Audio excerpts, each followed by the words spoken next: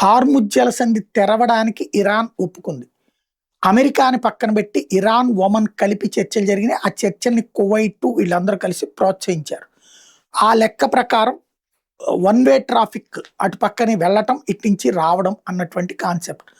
దానికి గాను 7% ఛార్జీ వసూలు చేయడం అన్నటువంటి.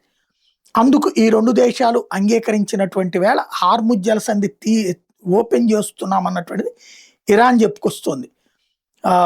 ఏదైతే మా ఇద్దరి అగ్రిమెంట్ పూర్తయిపోయింది అని చెప్పుకొస్తుంది. Iran supreme national security council తాజాగా ఈ ప్రకటన చేసింది. హార్ముజ్ జలసంధి ఇక ఓపెన్ అవుతుంది. 60 రోజుల పాటు 2 నెలల పాటు ప్రయోగాత్మకంగా చూసి ఆ తర్వాత తదుపరి ఎక్స్పాన్షన్ అన్నటువంటి విషయం.